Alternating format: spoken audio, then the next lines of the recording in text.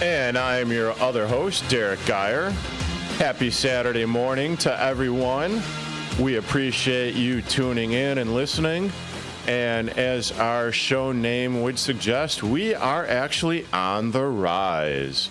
And that is due to all of you listening in, Mike. Yeah, I mean, great couple of weeks here, Derek. I know. See, folks are to the listener. Exponential. Yeah. This last month. Considering that the first week was a little bit rocky, but no one really knew what was going on. I mean, we are a new format for WRMN AM 1410, considering the fact that Monday through Friday is usually news related, along with the home shopping, stuff that goes on here. So with the addition of On the Rise, a amateur sports 2-hour bit, and then followed by The Truth About Chicago Sports after us from 10 to 12. It is a little bit different. Yeah, I mean, Derek.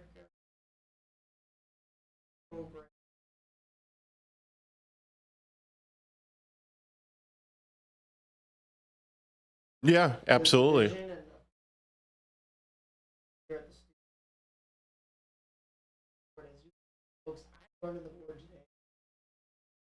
Should be smooth and easy. Did you eat your Wheaties this week? Okay, so if it's weird,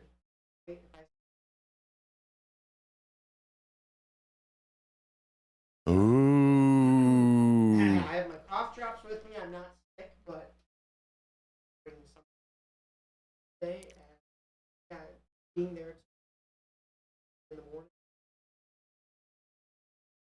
A lot of screaming, a lot of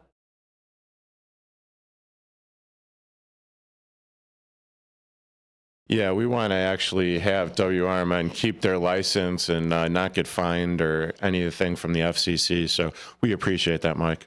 Yeah. It was a blast. I'll run. A lot.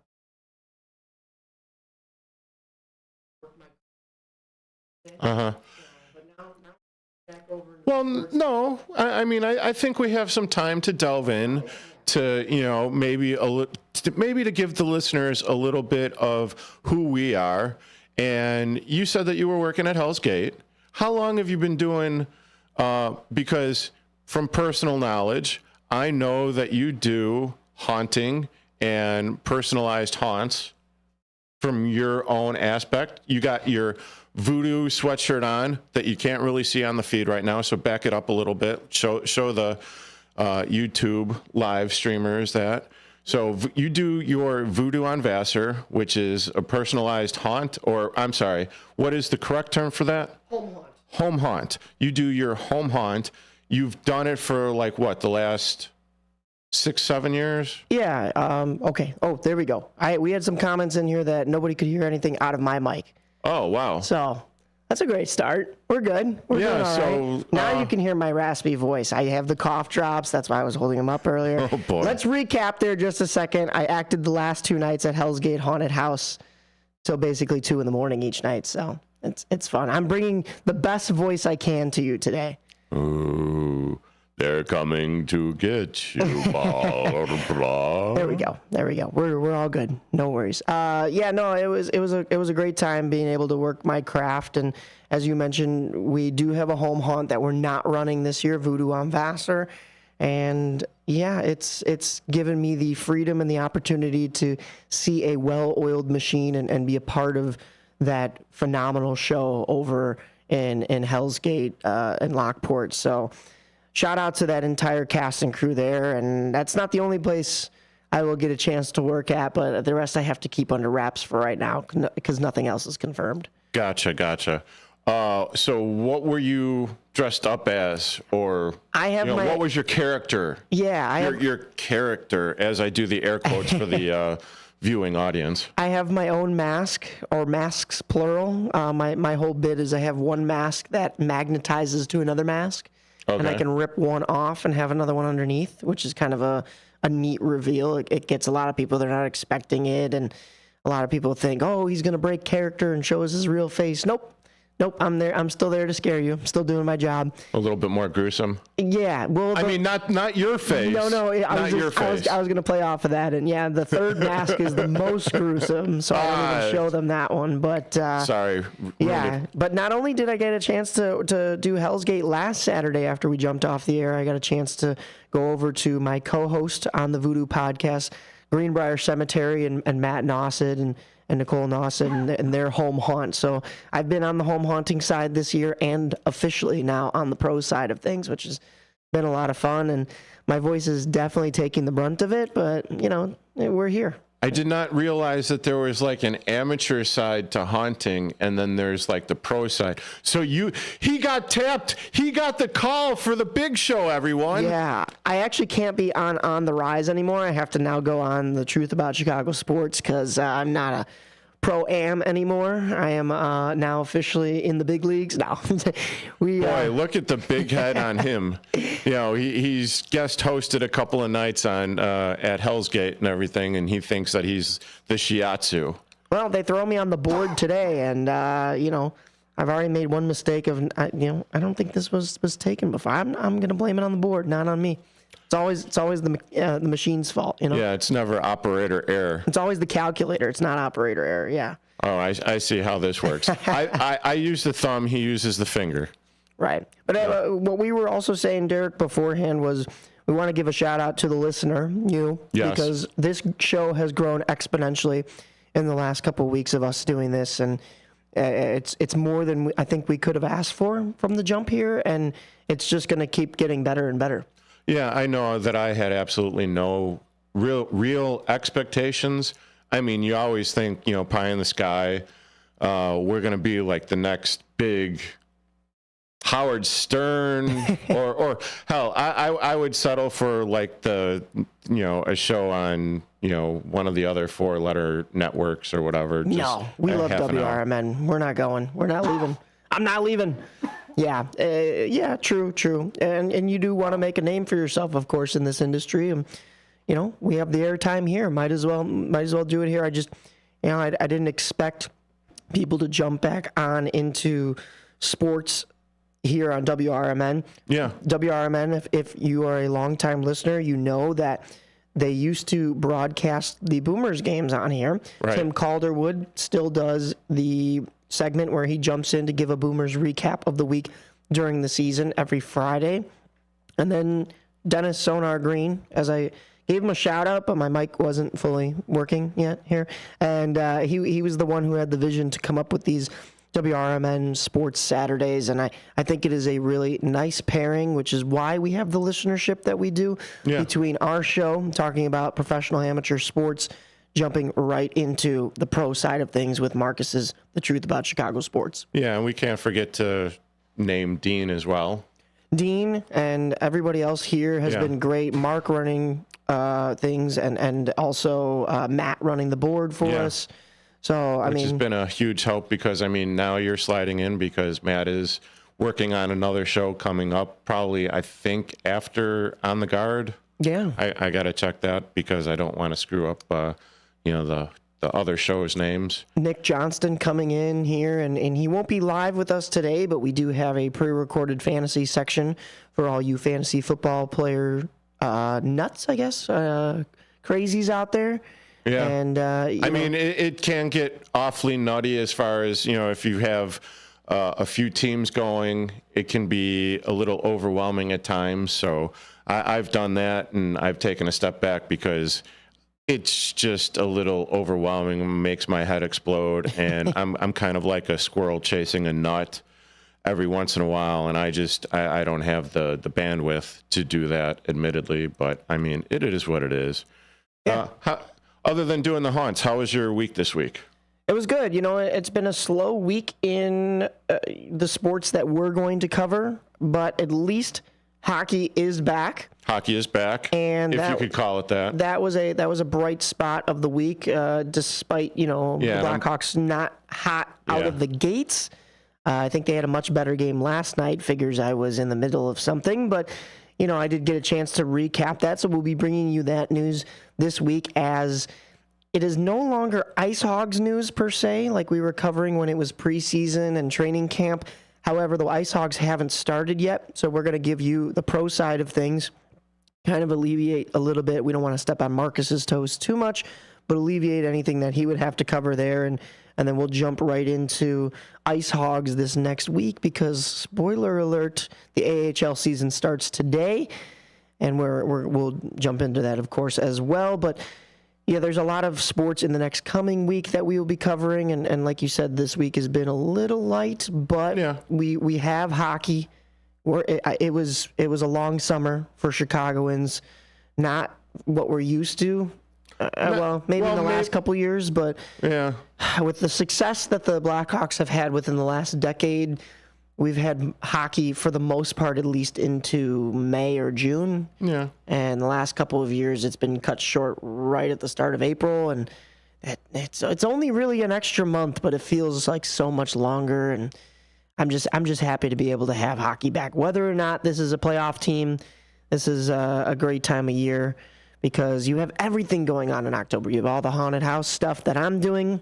You have baseball, the playoffs, and then you have And it's hockey. been a hell of a playoff season for Major League Baseball. Yeah. I mean, this is probably one of the best playoff runs in the most recent history that I could remember. It's been exciting, every moment of yeah. it. I really have to say, without having a Chicago team in it, it's still drawn me in to pretty much the entire thing. I mean, every series in the ALCS, Derek, was tied at 1 at one point. Yeah. I'm sorry. The division series. Division series. I'm jumping ahead. We're getting into the ALC, and I said AL. AL and NL. NLDS, ALDS, all 4 series tied at 1 Yeah. after the first 2. Yeah. And not only that, I mean, it went down to the very last game of the season, where the New York Mets and the Atlanta Braves had a doubleheader. Yeah. Where it was, if the Mets swept, then the Arizona Diamondbacks got in. If Atlanta swept, the Arizona Diamondbacks got in. However, if they both split those 2 games, You think they made a pact to keep the Diamondbacks out? I don't, No, of course. Sure they did not. But, I mean, I'm not going to lose any sleep over the Diamondbacks not getting in, because, well, my team didn't get in. Your team sure as hell didn't get in. But, I mean, with that being said, and going from a wild card team, the New York Mets, just squeaking into the playoffs, now they're in the National League Championship Series. Yeah. And that's insane. This Mets team has been a late innings team that has surprised a lot of people. I mean, last year they were a complete laughing stock. This year they were even being called the NL version of the Chicago White Sox, and we recapped it on this show. You know how bad the Chicago White Sox were this year, and they couldn't sniff playoffs. The Mets, I don't think they're the NL White Sox anymore. They are not only in the playoffs, they're going to the NL Championship Series, National League Championship Series. That sounds good. On the other side of New York things in the AL, same thing for the Yankees, Championship Series bound. It's got to be crazy in New York right now. Yeah, because I mean, there is the ultimate opportunity to have the Subway Series, the Yankees versus the Mets. We've seen it back before. I mean, I don't know if you are old enough to remember the whole Roger Clemens, Mike Piazza thing, where Mike Piazza had his bat shattered, piece went flying at Roger Clemens. Yeah. Clemens takes the shard and chucks it at Piazza. Yeah. And it was like, oh my God, that's the last memory that I have of that World Series. And I think that was like the last Subway Series that, there was for the Mets and the Yankees. But I mean, you're talking, it's. What year was that? Was that mid 90s? Early 90s? Yeah, it was somewhere around there. Might have been before I was even born. Yeah, which was why I was saying, you young whippersnapper. I have met Mike Piazza, though. It was just a brief, hello, nice to meet you, shake hands at the Italian-American Sports Hall of Fame induction ceremony. Yeah, he would be an Italian. That's for sure. Very nice guy. Signed a baseball card for me, but I didn't really get a chance to talk to him much. But if I did, I probably would have asked him about that. How do you feel about having that bat chucked right back at you? What was it deer in the headlights moment, or was it, oh my goodness, this is really happening? Am I going to rush the mound? Well, I mean, I remember because there was a lot of heat going back and forth between Clemens and Piazza, Yeah. Even before that incident, I should say. And I mean, because as soon as Clemens chucked the bat at him, he's like, what the F, effer, and other stuff, and Expletives. yeah, a lot of expletives. Thank you. I couldn't think of that one, so I just went with the other. But I mean, yeah. So now the NLCS is set up. You've got the East Coast, West Coast rivalry, the Mets, the Dodgers. Quite honestly, I don't really care who comes out of that one. Yeah. I mean, maybe with the exception of Kopech being on the Dodgers now and him actually being the pitcher that we all thought he could be with the White Sox. Wow, where have we heard that story before, White Sox fans? Right. Every player that has left Chicago, basically. Yeah, pretty much. With a few exceptions. And there's a couple of guys that have completely fallen off. But I think everybody was predicting, even myself, with how much that offseason loaded both teams up, the Dodgers and the Yankees. And of course it is, these two large market teams happening again and all that. But you know what? I'd like to see a Dodgers-Yankees World Series in my time.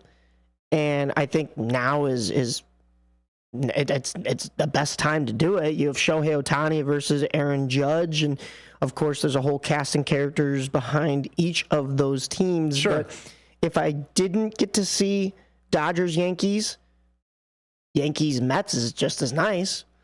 Being an AL Central, a fan of an AL Central team, it's tough because I would like to see Detroit in here because I think they have had a phenomenal run. As of August 1st, I believe the stat was that the Detroit Tigers had a 0.2% chance. Not No, 2%. 0.02. 0. Or was it 0.2? Yeah.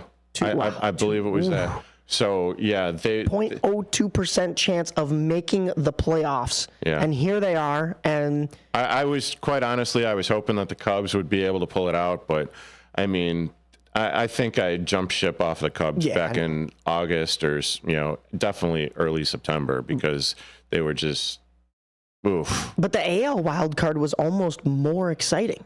It was insane. It was all of these AL Central teams, and of course, what everybody was saying was, they got to play the White Sox all year, and a lot of their wins came from that. So are they going to be real teams when playoff time hits? And these teams have proven it. They're real teams. Look at Kansas City giving the Yankees a run for their money. Yeah. Now both the Detroit Tigers and the Cleveland Guardians. You're right. Yeah, My bad. Going to a Game 5. Yeah, a sudden, end of the road Game 5. Not to mention the Tigers also sweeping the Houston Astros in the wild card round, and I was so devastated by that. That's the smallest violin I'm playing for the Houston Astros exactly. there, as they broke the streak of the Houston Astros. The Tigers broke the streak of the Houston Astros, making it to 7 straight AL championship series. And that's insane. This year would have been 8. That's insane. You kind of have to give props to the Houston Astros organization. But, I mean, I'm still one of these guys that's hung up over the garbage can sign stealing thing, and I don't care. I will forever. I don't care. I will forever hang that over their heads and, bang on the side of a trash can if I get into an argument with the Houston Astros fan. But they did prove that they could win a World Series without all of that. They could still have success without all of that. So those players, what that tells me, those players had the talent to do it. They didn't need to cheat to do it, which almost puts even more of a scar on that memory. Yeah. That they actually felt they needed to cheat. Because otherwise, I loved Jose Altuve. I thought, for this undersized guy, I'm not the biggest, tallest guy either. And especially in high school, when I played baseball in high school, I was a third baseman. They moved me to second because the diamond got bigger and my arm didn't. And Jose Altuve was that guy for me that it was like, okay, this guy can hit for power. It's something I never did until after high school.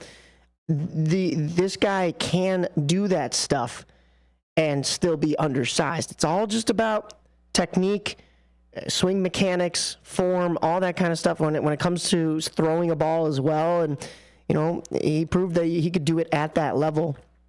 And then he had to go and be a cheater. Yeah. And going back to the AL Central, because it was really the top, 4 teams? Yeah. You had, obviously, the Detroit Tigers, the Cleveland Guardians, the Kansas City Royals, and the team that missed out and kind of choked down the stretch, Minnesota Twins, and they incidentally fired their manager. Yeah. And if I'm not mistaken, put their team up for sale? I didn't see that part, actually. This is news to me, but I believe you. That should be right. I think that's what happened. Yeah. So take that with a grain of salt. I'm sorry if I'm wrong on that. But, I mean, and that was also down to the last couple weeks of the season as well, where Minnesota had the lead, or they had a few games, lead out on, the 3 teams. Or if I'm not mistaken, it was Detroit. And yeah, at least Detroit. I believe also Kansas City. Yeah. I'm not sure if they had that spot, because what was going on in my head was Minnesota fans should be a little bit relieved, because missing the playoffs wasn't a first-round exit against the New York Yankees again. Every year that they make it to the playoffs, they can't even get a win against those Yankees. So did you want to really watch your season end painfully again that way, or would you have rather, completely choked and blow it all up? Well, at least they wouldn't have faced the Yankees in the first round, because it would have either been against Houston or the Orioles. Okay, yeah. But with that being said, I mean, so I believe KC was the bottom team. Yes. And I'm just double checking the bracket right now. So, yeah, they were the 5th seed. Or I'm sorry, Tigers, it was Detroit. Tigers. It was Detroit. You were right. They would have been playing Houston in the first round. Yeah. I don't know if that would have fared well for them Probably in that not. series either. They were not on as hot of a run as the Tigers are right now. No, not at all. But I mean, this has been like I said, this has been one of the better postseasons that I can definitely remember. It's been exciting because there have been, I think there have only been a couple of blowouts in the early innings and everything. But even with that being said, the teams don't quit. These teams in these playoffs have not quit, because it has been topsy-turvy. I mean, perfect example is I think it was game 3 for the Brewers and the Mets, where the Brewers hit back-to-back home runs. They were in the dugout pimping for the camera. They were like, oh, no, you can't see it on camera. I'm like, pretending to tear off my sweatshirt and mug for the camera and everything. And that was either in like the 7th or 8th inning. And then all of a sudden, in the the top of the 9th, Pete Alonso comes up and hits a 3-run jack and puts the Mets away. puts the Mets ahead of the Brewers. I believe that was game 1, actually. No, that was the final. That was the final. It was in Milwaukee. All 3 games were in Milwaukee. But it went down to game 3, and it came down to the 9th inning. It was either the top of the 8th or top of the 9th. But it was like, oh my God, the drama and everything. And I couldn't really pay attention because I was doing my other job, bingo. I thought about it as game 1 because that was in my head, that was the first comeback this Mets team. Well, they've been coming back all series. But I think we just went to break. We did. Brian has these little competitions. People ring up and they gobble like a turkey, and whoever gets the most votes for the best gobble off, they win a turkey for Thanksgiving. Really? That's a great idea. That's a great radio contest. Derek has given us some great ideas here. That's right. Yeah. It's The First Shift, weekdays from 6 to 10 a.m. right here on WRMN. Retirement can be scary, but only if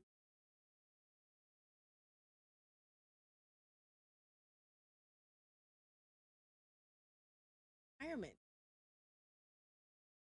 About retirement savings, tax break, how you can for free resources.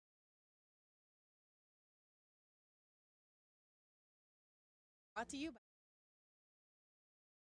Microsoft has new computers that put AI first, this special category called Copilot Plus PCs. They have minimum specs plus a chip just for AI. The company unveiling the first Surface devices with the designation, powered by Qualcomm chips, not Intel. One notable AI feature is called Recall. It lets your computer remember everything you do so that you can find files, images, and websites later. More tech news tips on Rich on Tech.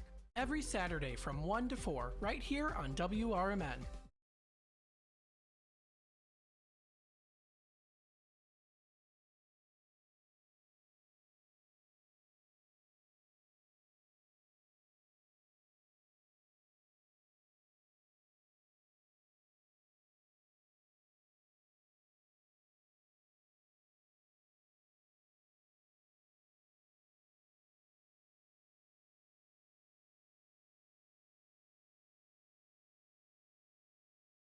Political party poopers got you down?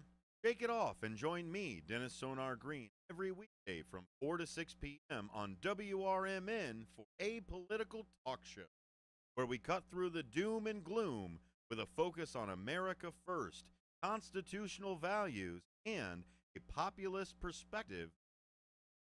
Citizen at the center of conversation. At WRMN, the talk of the town, we're not afraid to challenge the status quo and bring you great talk you need. Whether you're frustrated with the political establishment or looking for a clear, some nonsense analysis, this show has you. Tune in. Let's take on the issue together with a fresh, unfiltered. Catch us every week, 4 to 6 p.m. on WRMN, a political talk show. WRMN, Talk of the Town. The new novel, titled DUI Jury Trial, is the true story of two lawyers who defend a truck driver charged with DUI. If he's convicted, this truck driver faces lifetime. Would prevent him from ever driving. This 3-year legal battle culminates, which involves testimony of a DUI expert. This book, DUI Jury Trial, is now available on Amazon.com and BarnesandNoble.com. Anderson Japanese Gardens, ranked the highest quality Japanese garden in North America and located right in the heart of Rockford. Their mission is to open minds to a different culture while offering a place of peace and tranquility where one can find healing, renewal, inspiration, and a re-energized soul. A premier destination for corporate functions, special events, weddings, and receptions. For directions, hours, and fees, visit andersongarden.org today. This is On the Rise with Mike Napolitano and Derek Geyer on 1410 AM WRMN.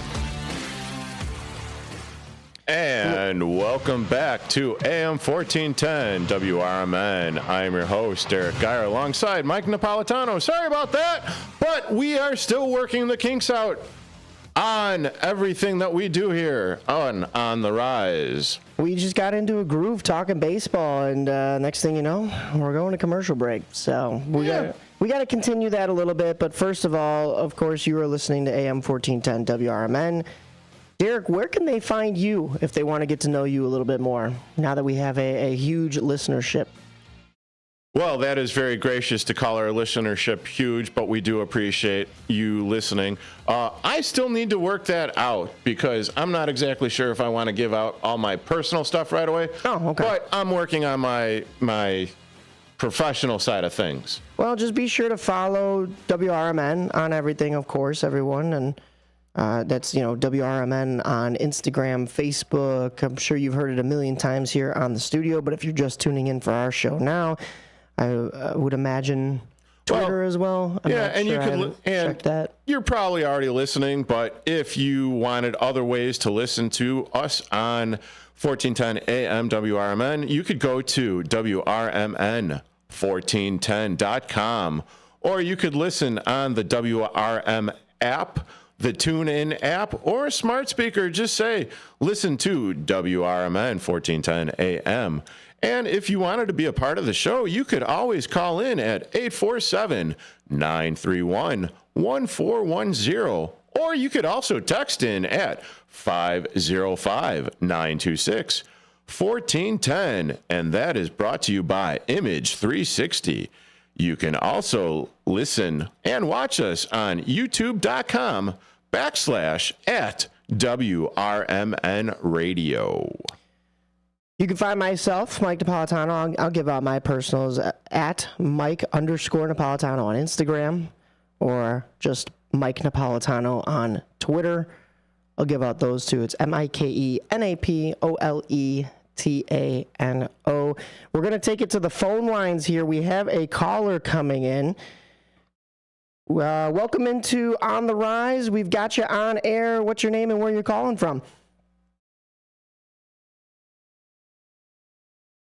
Hello? Nope, we got nothing. We got nobody. Never mind. Call dropped. We took to them. I know we did. But I guess they didn't want to chime in. We do have a couple of comments here. Looked it up. First inning, 10-22-20. That was the thrown piece of the bat. I think they meant to say. They said Clevenger, but I think Clemens. I think it was Clemens. Roger Clemens. Yeah. First inning, game 2 of the 2000 World Series. So Yeah, it sounds well, we we said 90, but yeah, a decade off. Yeah. It's just a little bit of time. No big deal.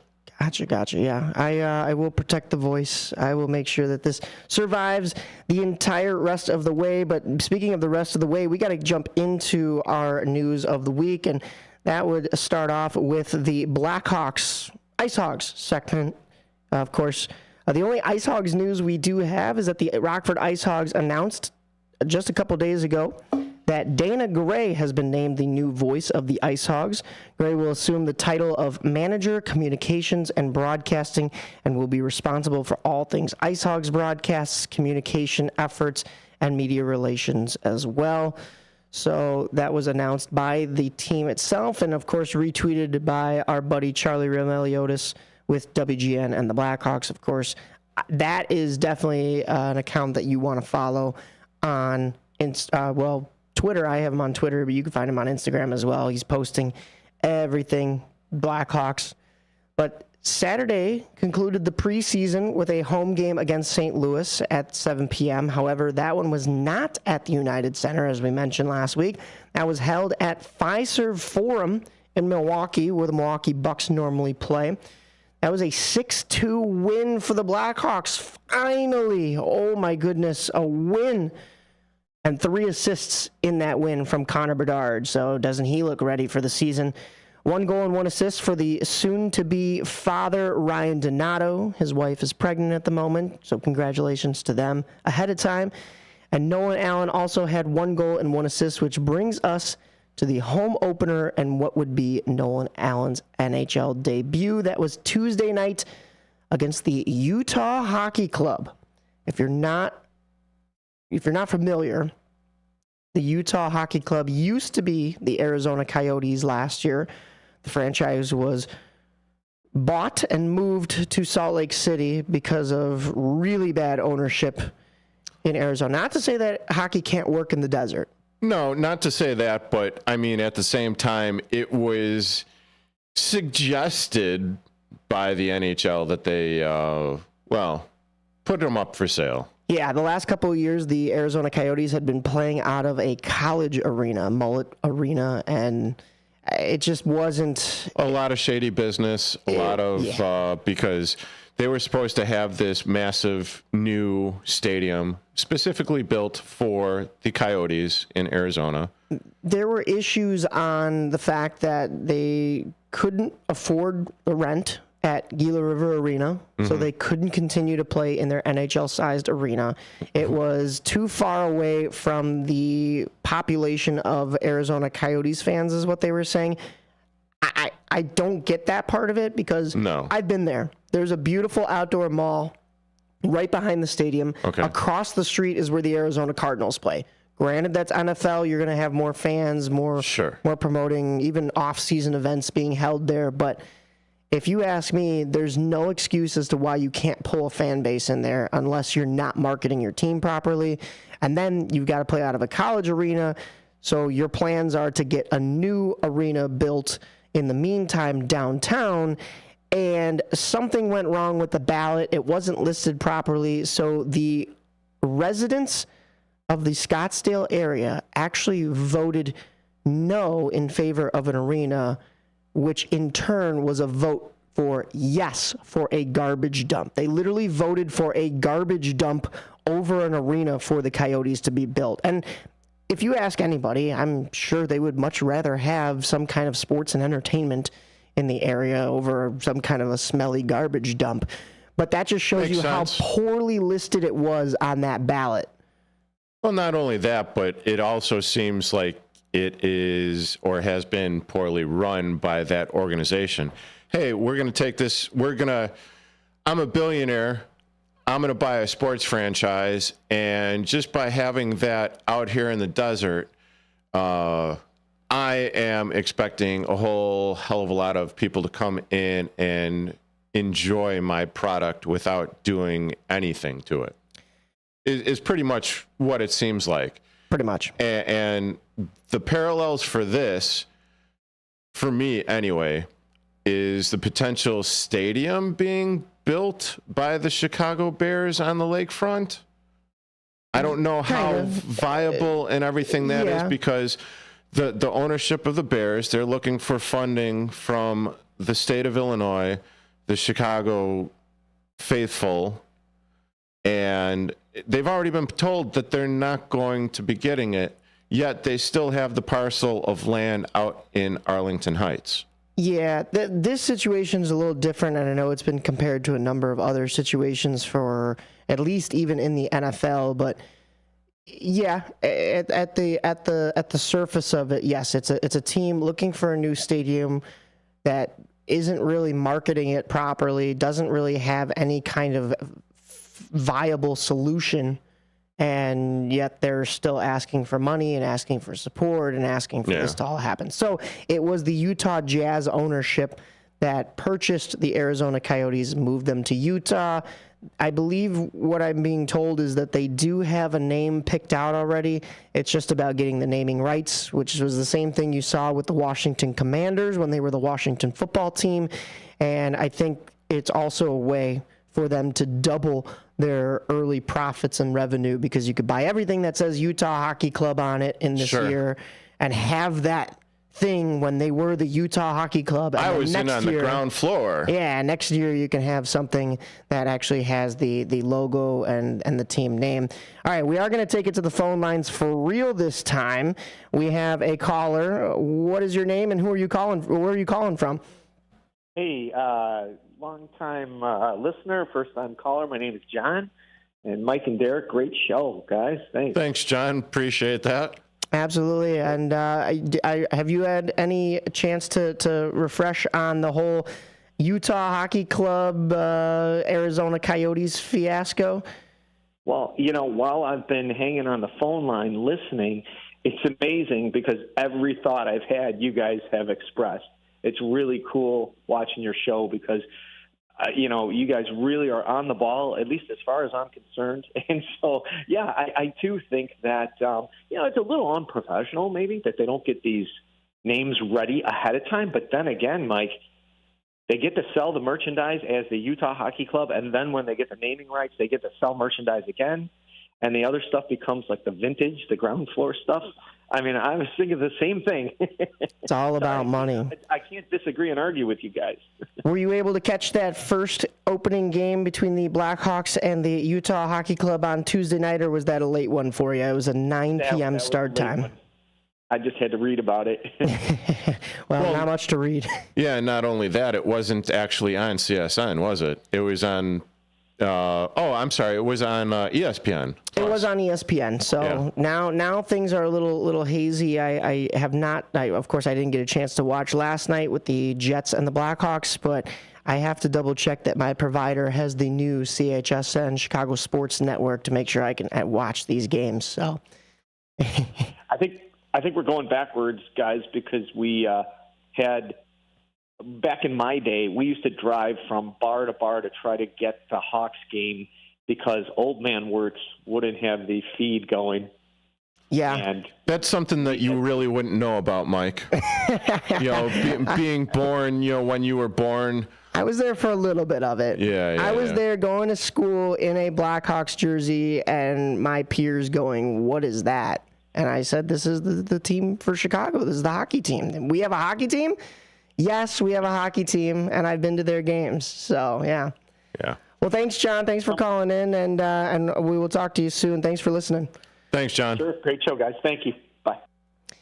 All right. Well, we do have to get into that opening night with the Blackhawks, and that included it was a goal from Teuvo Teravainen, and it was a beautiful setup from Connor Bedard. Gains some more. Bedard with a step. Bedard moves in. Bedard centering pass. That shot. Score!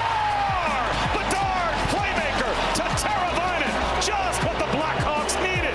The top line strikes. Bedard sets it up, and it's 3-1. That was actually quite a goal. Yeah. That was per ESPN on that clip? Yes, it was. Courtesy of ESPN. Per Derek, per ESPN. So, yeah, that was courtesy of ESPN. My bad. Beautiful goal. And it was, I mean, that's what you want to see from this top line pairing. It's a lot of the reason why they brought Teuvo Teravainen in. Chicagoans are familiar with how he was here beforehand and how he's going to be. If you followed any of his career in Carolina, he not only didn't miss a step, he got better. He developed, and he's already a Stanley Cup champion when he was here in Chicago. That rookie year. So, I mean, this added with Bedard is going to be, for lack of a better term, pretty money this year. I hope so, because when Teravainen went away, he was basically an offensive player. Now, after returning after several years of being on a couple other teams, he's actually turned himself into a pretty good two-way player. Yeah, he's dynamic. Offense, defense, and that is something that the Bedard line sorely needed from last year. Yeah, I definitely think you need somebody that can play alongside Bedard. The thought last year, I guess, was Nick Foligno and Taylor Hall. Taylor Hall gets injured for the majority of the season. Yeah. We're knocking on wood and crossing our fingers this year that doesn't happen. He has been very injury prone. But then Nick Foligno, I mean, you even heard it in a mic'd up clip last year, kind of a little too slow to be playing with Bedard. But the veteran mindset and the knowledge that Bedard will get from playing with Foligno is definitely an added plus. Oh, definitely. Considering that Foligno is a veteran, we've talked about this on previous episodes of On the Rise, that Bedard has been rooming or was rooming with Nick Foligno and his family. So he's getting the on-ice experience, the off-ice, how to carry himself as a professional. And I think, he's been groomed for this his whole entire life. What is it, 20 years now? Yeah. 19 years. Down to the fact that we mentioned on this show before that Nick Foligno has been named the 35th captain in Blackhawks franchise history. And I don't think it's any surprise who number 36 is going to be. So you give it to Nick Foligno now, and he sets the tone, gets this locker room straight for Bedard to mature and then eventually take on that C.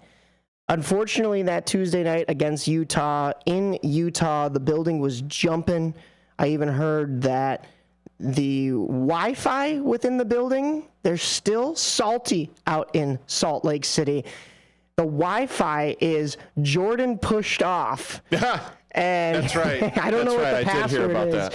But that's crazy that they're still on about that. But they weren't too salty when they got the 5-2 victory. Bedard did have 2 points on those 2 goals, both assists.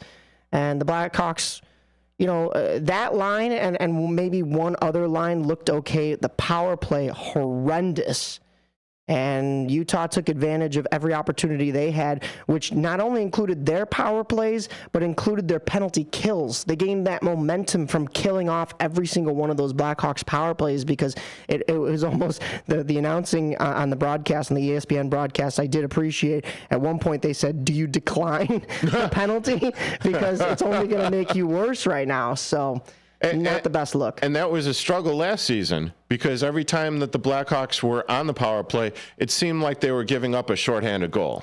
If you weren't on that first unit with Connor Bedard and he wasn't making something happen, nothing was happening. And you look at our second unit this year, I mean, when no offense, he's a 3-time Stanley Cup champion, back to back to back, and he did it with 2 teams. He was on the St. Louis Blues in 2019 and then the Tampa Bay Lightning in 2020 and 2021. Pat Maroon, veteran in this league, but he comes into this Blackhawks squad, probably not a full 82-game, full-season player, and he's on your second power play unit. I'm a little concerned. This is a team that's supposed to be taking strides forward. We didn't see a lot from them in the preseason. I'm a little nervous going forward how this shakes up in the regular season. If you watch, there's a program on YouTube every shift that the Blackhawks come out with. Yeah. One of the I believe it was Norm McIver that said it behind the scenes with all the Blackhawks scouting department. He said in that video, where are the goals coming from this year? Where's the offense coming from? And that was the last set of words said before the episode cuts and it ends. Yeah. That was left in there purposefully. Oh, without a doubt. That is a clear exclamation point.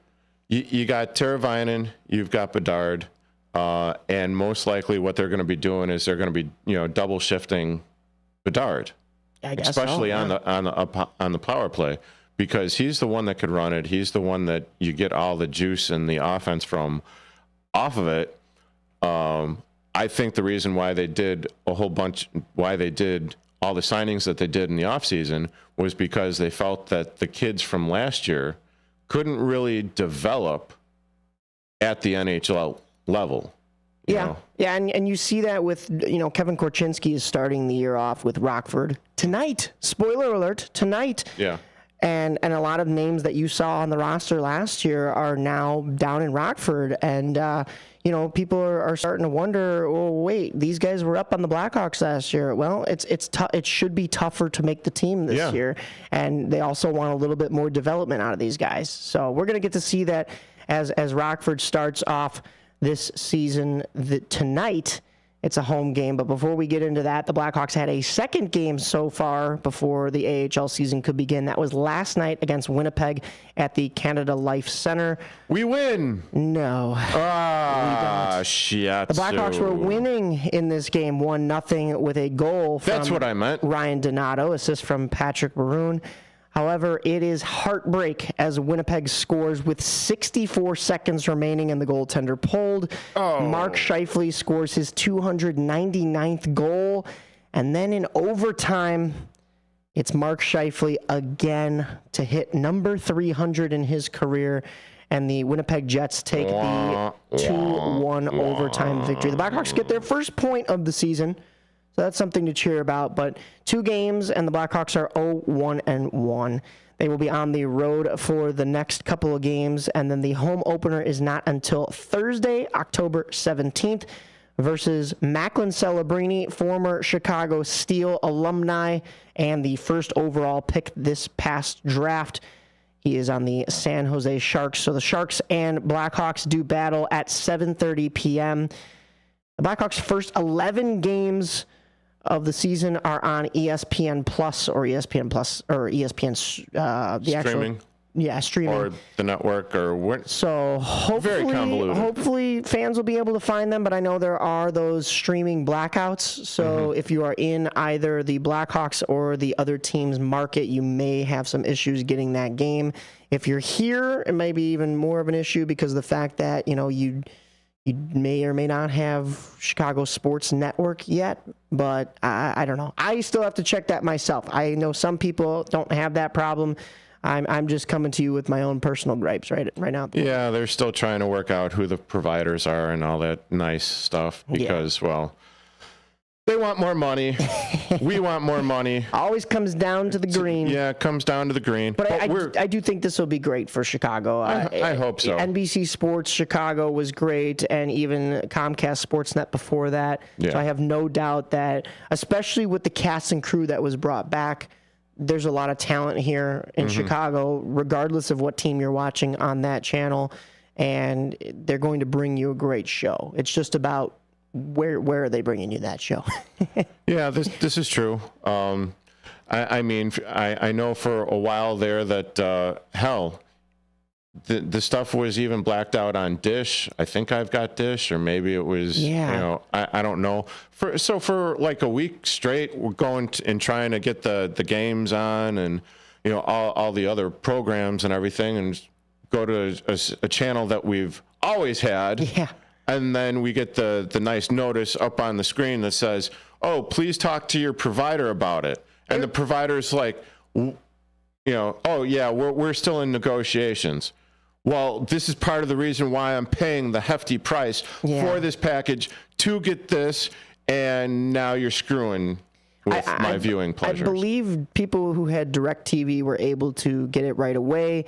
I have streaming. I have YouTube TV. I don't believe that was on there right away. It may be on there now. They may have struck a deal. The only other way was through antenna channels, digital antenna channel, but like antenna, like bunny ears. Yeah. So, yeah, I think like what John said when he called in, we're going backwards a little bit here. We're going to the antennas. Yeah. So, but that's fine. I mean, you could always go on to Flow Hockey and sign up there so that you can watch any kind of AHL and Chicago Steel games.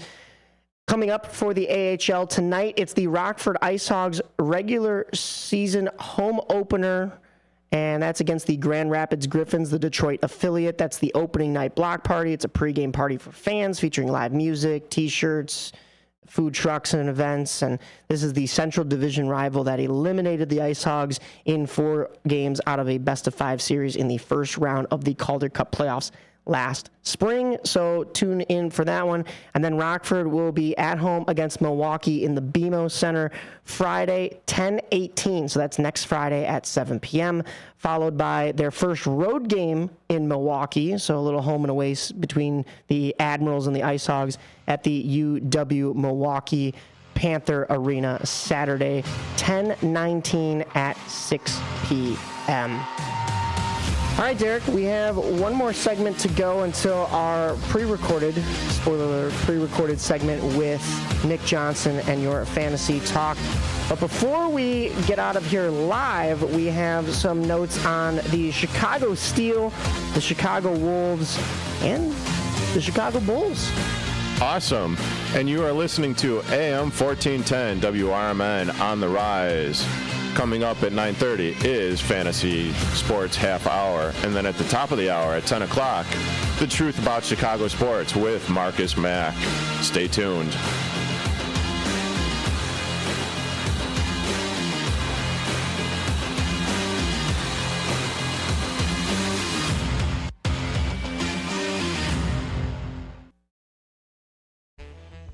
Bender Dental Care, located at 217 North McLean Boulevard in Elgin. Bender Dental wants everyone to be informed, appreciated, and cared for at all times. To prove it, they now offer a new patient exam for just $29. That includes consult, x-ray, exam, and cleaning. Let Bender Dental help you have healthy teeth and gums for a lifetime. Located at 217 North McLean Boulevard in Elgin. Visit BenderDentalCare.com. This is Darian D. Silk Sims, the general manager of American Silk Radio. Are you looking for a place to broadcast your podcast? What about being on the airwaves? Well, this is the perfect place for you. We have incredible audio engineers that will do the heavy lifting that will help you to bring your dream to a reality. If you're ready to take a crack at being a podcast radio superstar, send us an email to americansilkradio@gmail.com. That's americansilkradio@gmail.com. Let us help make you a star, where it's always all silk all the time. Your hometown radio station since 1949. We are WRMN AM 1410, Elgin time, 9 o'clock.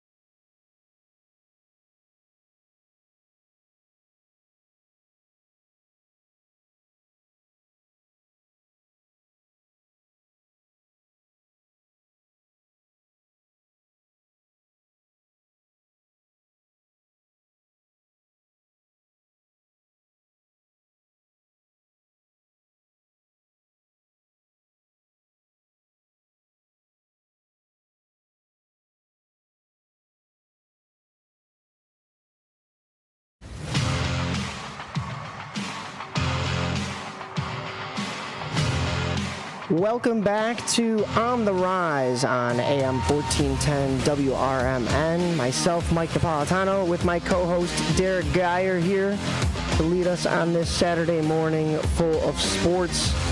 We have lots more hockey, plus some basketball to get to.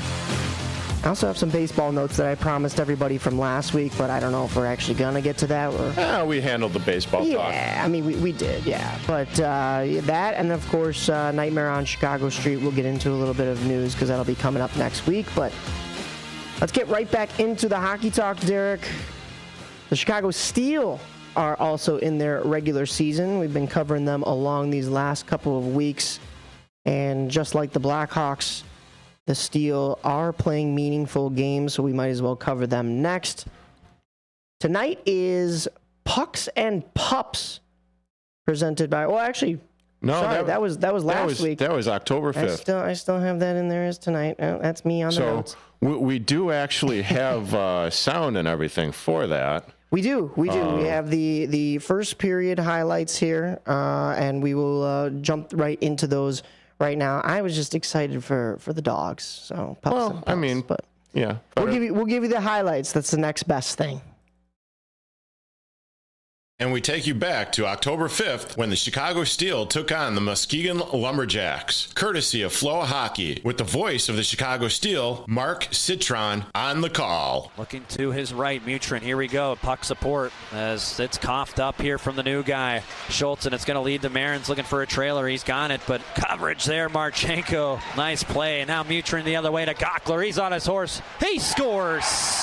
Luke Gockler with the rifle. Flashed it by Godziev as Marchenko on the recovery from his defensive zone. And Teddy Mutrin feeding Gockler a 1-0 Steel lead. What a thing of beauty. So a giveaway, Steel recover, defensive zone. They come back and they support each other, but in that line rush four, you have an option to your left, you have an option to your right. And Mutrin's able to just bump off Gockler with that speed and make it look easy. But I'll tell you what, it starts from your defensive zone all the way to the back of the net. And so that is where we talked about just having a connected unit. With 5:27 to go, Chicago strikes first.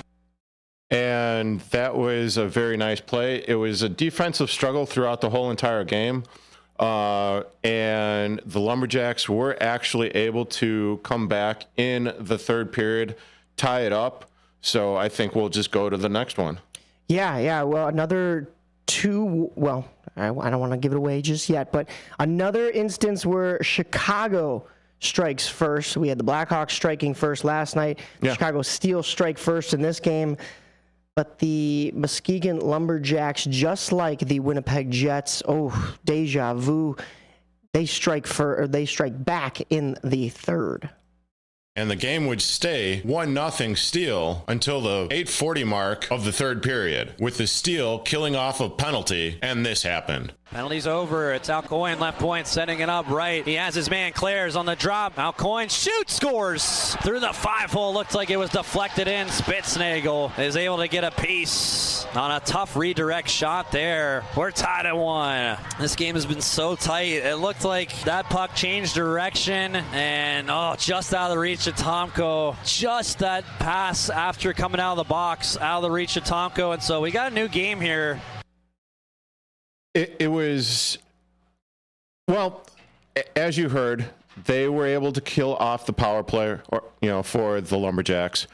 There was a little miscommunication in the neutral zone, which led to the turnover, which, 1, 2, 3. Yeah. Score through the 5-hole. And, as they say, it's a tied game then. And as I said, it's deja vu for Chicago. Of course, we did this in reverse order because we covered the Blackhawks first, but chronologically, the game that happened second was the Blackhawks and Winnipeg Jets. But we broke that one down already, and that was a 2-1 loss. This, however, was a 2-1 win for the Chicago team in overtime.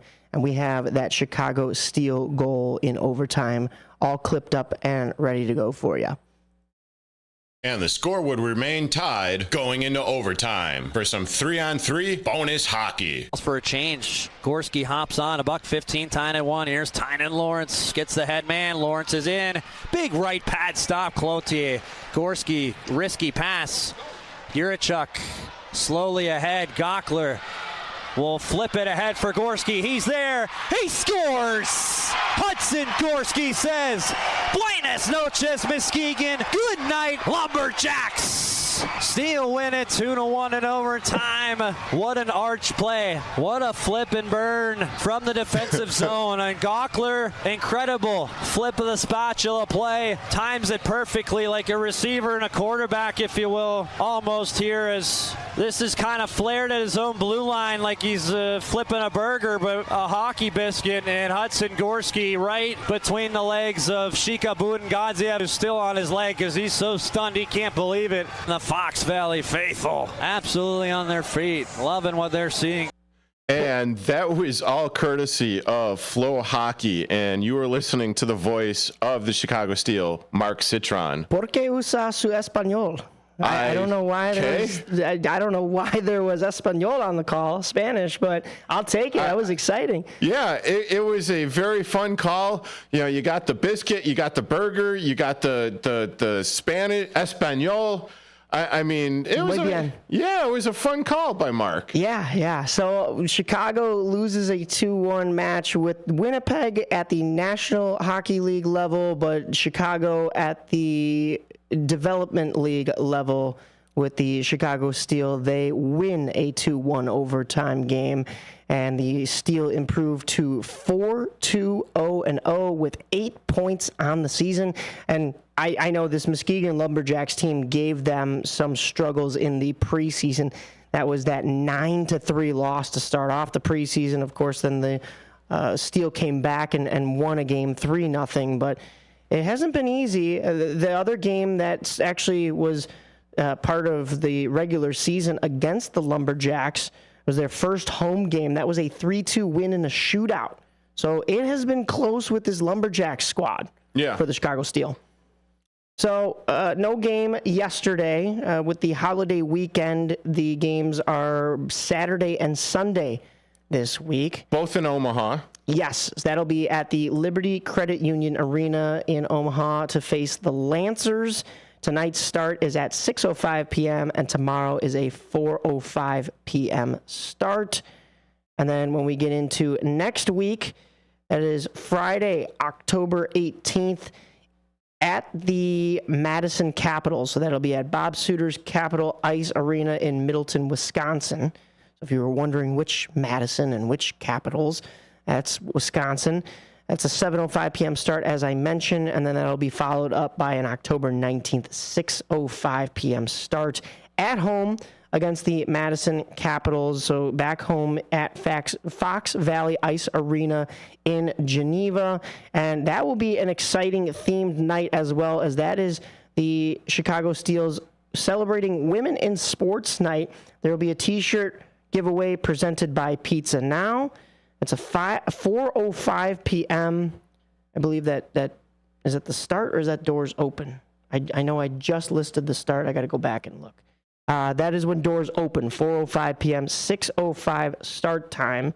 They have it listed on their website, though, also as 4:05 p.m. I'm guessing that is doors, but get there early, and there will be a special surprise guest, Kendall Coyne Schofield of the PWHL champions this past season, Minnesota. She was the captain, but many fans within the Chicagoland area know her as somebody who was in the front office with the Blackhawks, broadcasting with the Blackhawks as well, and she is just a very talented player, broadcaster, front office. I mean, overall, she's a great ambassador for the sport.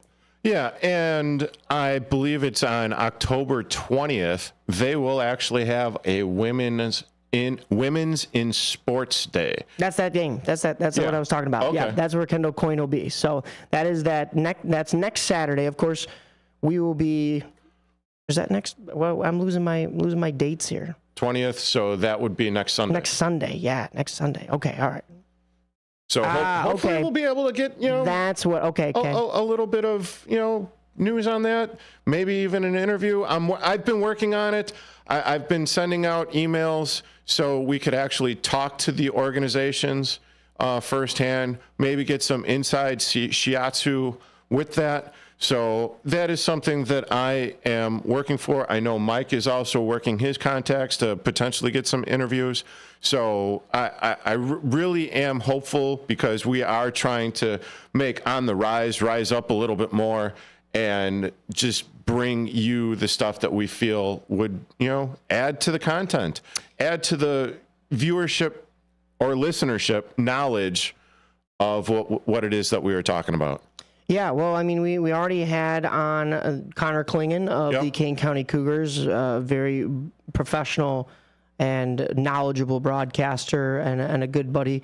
Just to recap, though, here for the Steel, for my crazy scatterbrained mind, that is Friday, October 18th, a 7:05 p.m. start in Middleton, Wisconsin.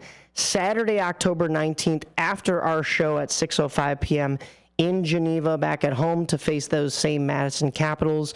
And the reason why I had an issue with those times, it's a 4:05 p.m. start on Sunday for the Steel against the Des Moines Buccaneers. That one, of course, is also at home. That is your Women in Sports Day. So they went from having one game in one weekend to now 2 games this weekend, but delayed because of the holiday, to then 3 games next weekend. Yeah. So the head is, what a schedule. I like it. I love it. Speaking of schedule, we have, did you have one more point on the Steel? Well, it's kind of crazy because, yes, this is a developmental league. Right. But, I mean, they're in Omaha now. They'll be playing 2 back-to-back games, tonight and tomorrow. Make the trip all the way back home, go up to Madison, come down to Geneva. It's really interesting because this league, if you're not familiar with it, you're talking about 16 to 19-year-old kids. I mean, they're kids. A lot of bus hours. That's a lot of bus hours. And this is what they do to get to the pros, to get to the AHL, to get to the next level. And I couldn't even imagine doing this in my day back then, but I had absolutely no clue, back in the day, what it would take to get to the, majors or big leagues and all the, training camps and travel leagues and all of the other, stuff that was revolving around that. But, I'm the old guy here, so. No, you're good. We have a comment from the Dutchman's Wood Shack. How come the Chicago Wolves are a better team than the Blackhawks, or the Sky a better team than the Bulls? Something isn't right there. Well, Sky and Bulls are on the same level, both professional teams. So it's just whether or not your men or women's basketball is better. And they both missed out on the playoffs. But if the Chicago Wolves are better than the Chicago Blackhawks, we have a problem. We have yet to see if that is truly the case. Of course, they won a championship more recently, but it's AHL level. I do see your point there. It has been a tough couple of seasons for Blackhawks fans, and maybe they have had to divert to Wolves hockey, not to fuel the rivalry even more, but I would urge you, if you are a diehard Blackhawks fan, to divert your attention to the Rockford Ice Hogs to see the future of the Blackhawks and all the development that is going on there. But if you want to stay local, the Chicago Wolves are just as good of an option for you. And that leads me into my next point, is that the Wolves home opener, same day as the Rockford home opener. And if you were listening to what we said in the last segment, that's tonight. The beginning of the season is tonight for the AHL. Tonight will be the Wolves versus the Milwaukee Admirals at 7 p.m. at the Allstate Arena in Rosemont, Illinois. That's Derek's bid to become Skates, the next the mascot of the Chicago Wolves. So I don't think that position's open, but hey, if they're ever looking for an extra guy to jump in there, just don't shave. I could be the obnoxious fan, just screaming and everything. Just grow the big lumberjack beard. It'll start coming out of your entire face, and you'll. I mean, it is Halloween, so I could go as the Wolfman. Yeah, there you go. There you go. We're gonna get into Halloween in just a moment here, because it's me and it's this show, of course, right? But we got to stay with my other favorite H, which is hockey. Yeah, and it's all about him. Yes. Absolutely not. Your favorite H. Yes. Next game for the Chicago Wolves after tonight isn't until next Saturday. That's 10/19 at the Giants Center in Hershey, Pennsylvania, to face the defending Calder Cup champion, the Hershey Bears. That's the Washington Capitals AHL affiliate. So we will bring you that information next week leading into that one, but we'll let you know how the Wolves did. That's really all I have for this Wolves team. We could go through the rosters of these two teams, but we might as well just get a chance to see them hit the ice. And of course, with a lot of the craziness still going on with the Wolves organization, I mentioned that there may be a chance that I go and see a Bloomington Bison game. Well, here I am today in Elgin, WRMN. So that's not happening. We're a little bit further away from Bloomington than. Obviously, I'm not going to Nye Hill to broadcast. We will have Aaron Schellen on and maybe a couple of other Nye Hill broadcasters with me to cover that. But right now, we're not doing games down in Peoria. We thought we were going to, and then I was just going to jaunt over to Bloomington, catch a Bison game. It's their preseason right now. Their regular season doesn't start until next week, but I'll get out there eventually if I have reason to. It's not really a quick, let's take a road trip kind of a drive. So yeah, best laid plans. We all know how those go. Yeah. So, but that's the ECHL. The AHL feeds into the Chicago Wolves. So if you want to see the Bison, the players that do get moved up, you don't really have to go anywhere. It's right here in Chicago. But then when they get moved up here in Chicago, they are going to Carolina. Last year, the Wolves were independent. This year, it is going to be back with Carolina. So there's still some confusion. I want to hope to clear all that air and clear that up. But there will be some confusion on the rosters, I think. Of course, they're going to know who's in Chicago and who's in Carolina to start, but Carolina's in a weird spot. They've been a cup contending team for the last number of years, but they lose Teuvo Teravainen. He comes back to Chicago and plays for the Blackhawks. So now what do you really want out of this Wolves team? Really? Do you want them to be a development program right now like Rockford, or do you want them to have NHL-ready guys ready to come up and fill roles and still be a competitive team at the NHL level? And especially with the fact that, like I said, it's a little bit disconnected because these two teams weren't in conversation with each other last year as the Wolves were independent. It could probably still cause some confusion and a little bit of disconnection, so we'll just have to see how that one plays out. Same thing with the Rockford Ice Hogs. I mean, I could sit here and read you their roster, but it's easier if you just go online, check that out, because that's going to be fluctuating week to week. I expect a lot of these guys to be being moved up and down from Chicago, especially with injuries. We saw Wyatt Kaiser was injured. Nolan Allen, I believe, got sent back down to Rockford. So, it's going to be a revolving door with both of these teams throughout the AHL season. But we're excited. We're excited to cover it, and we're excited to be here for it. Yeah, and something that we haven't really been talking. Are we done with the ice? Yeah. Or are we going to go to the hard court? We're gonna switch it up like the United Center does, and we're gonna put the hardwood floors right on over that ice. So this past week on Tuesday, October the 8th, the Bulls played the Cleveland Cavaliers for their first preseason game, which they won. Yeah. Which, okay, it's preseason. Still kind of a shocker, but they won. But the reason why I bring this up is because the Bulls will be playing the Memphis Grizzlies at home tonight at 7 p.m. at the United Center. You mean to tell me Bulls basketball can be seen at the United Center tonight? That is exactly what I am saying. All right. And if I'm not mistaken, it's going to be on CSN. You see CHSN. They're going with CHSN. CHSN? Yeah, just to avoid the confusion. I know. It does. CSN did sound better because it's Chicago Sports Network. But they changed I guess so because it's Chicago Sports Network? I guess it used to. No, it's still Chicago Sports Network, but I guess because it used to be Comcast Sports Network, and that was CSN, they wanted to avoid confusion and add the H in there.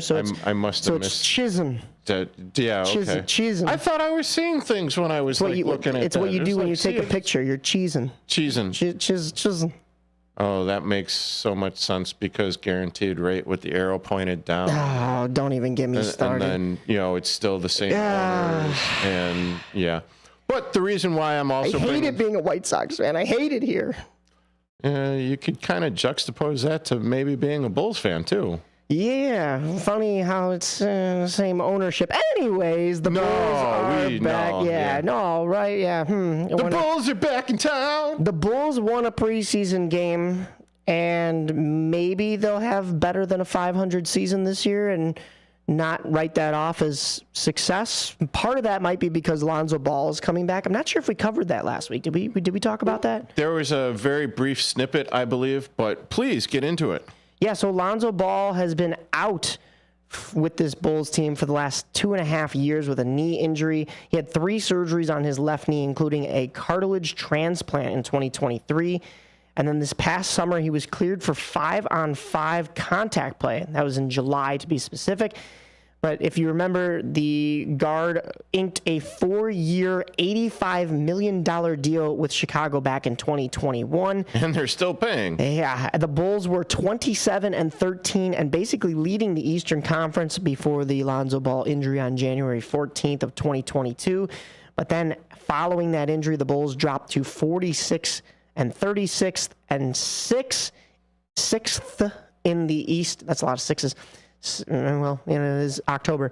46-36, 6th in the East by the end of that season.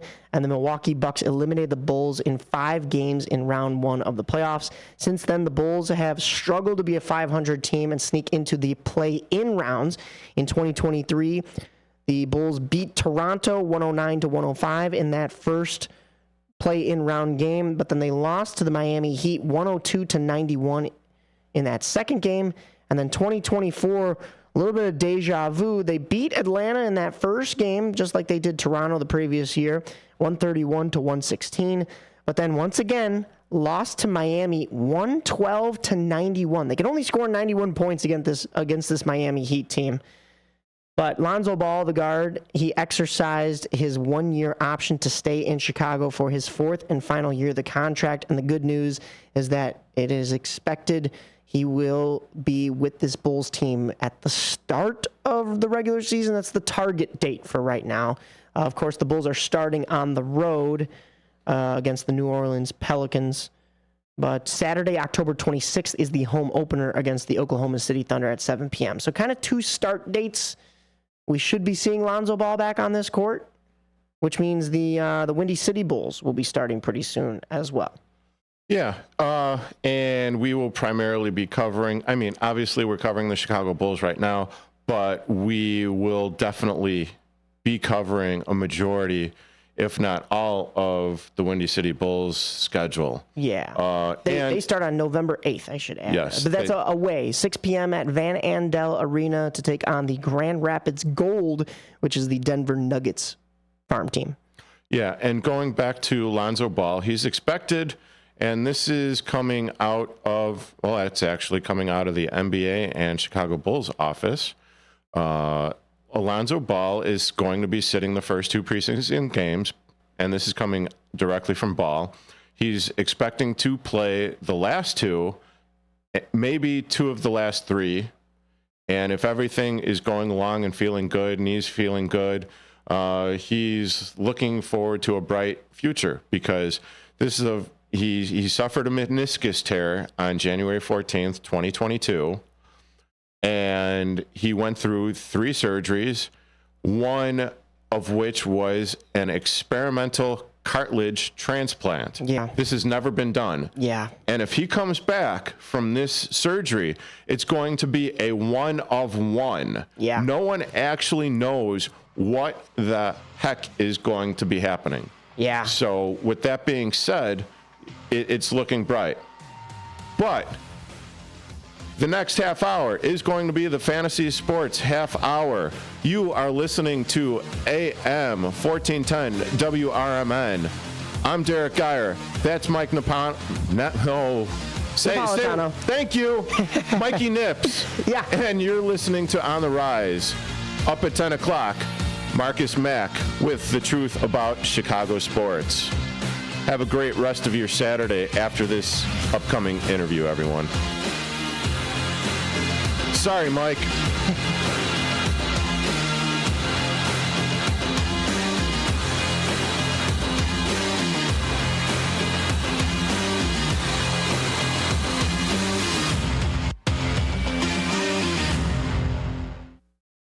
Join me, your host, Michael Francis Tuman, on my radio show, Chief Guard of the Republic, where we talk about all things national security and defense. Other topics will include personal security, safety, and dealing with law enforcement situations. Call in, ask me questions. I will get you answers. Every week, Saturday, noon until 1 p.m., here on Fox River Valley's 1410 AM, WRMN Elgin. Searching for a financial partner that truly has your best interest at heart? Join KCT Credit Union, where they're more than just a bank. They're a not-for-profit financial cooperative. KCT members are owners, meaning profits go back to you in the form of lower loan rates, higher savings rates, and fewer fees. Experience personalized service that puts you first. Become a part of KCT, where your financial well-being is their top priority. Visit kctcu.org. Each account insured up to $250,000 by member's choice. This institution is not federally insured. From morning coffee to your evening commute, WRMN 1410 AM is here for you. The faithful friend that brings you local news, timely topics, and the friendliest voices in the Valley. Stay informed, entertained, and engaged with our full lineup of shows, streaming all day, every day at WRMN1410.com or on the WRMN app. Wherever you are, we're right there with you. So why switch stations? Stick with the one that has it all. WRMN 1410 AM, your daily companion, your constant conversation. At Knucklehead's Trampoline and Indoor Amusement Park in Wisconsin Dells, you're in for a fun-packed family experience. There's a bit of something for everyone to enjoy, whether you're a kid or a kid at heart. A trampoline park, full arcade, cosmic bowling lanes, and many amusement rides located in their 80,000 square foot indoor entertainment facility. A great attraction for team building activities or just plain fun. Open daily at the outlets at the Dells Complex in Wisconsin Dells. Contact Knuckleheads at 608-254-7332 or visit their website at knuckleheadspark.com. Over the years, you've brought them into your home. You were prescribed opioids after the C-section, when Dad injured his back, when your basketball star tore his ACL. Opioids helped with the pain, and you held on to them just in case. But did you know holding on to unused opioids puts your family at risk? Opioids are powerful pain-reducing prescription medicines, but most people who are prescribed opioids don't finish their prescriptions. So millions of unused opioids are sitting in homes across the country. And tragically, more than 100 Americans die every day from overdoses involving opioids. What can you do to protect your family? Remove the risk of unused opioids from your home. Pills, patches, or syrups in drawers, purses, and cabinets, anywhere they might be hiding. To find out how to dispose of them properly, visit www.fda.gov/drug disposal. What makes a great pizza restaurant? The obvious answer, great pizza. A local favorite since 1983, Pizza Pub Wisconsin Dells has been serving up the best pizza in the Dells. Year after year after year. Not hungry for pizza? Try the homemade lasagna, chicken parmesan, burgers, salads, and an extensive kids menu. Or take a trip or two to the all-you-care-to-eat lunch buffet. Pizza Pub, walking distance to water parks and hotels in Wisconsin Dells. You're tuned into On the Rise with Mike Napolitano and Derek Geyer on 1410 AM WRMN.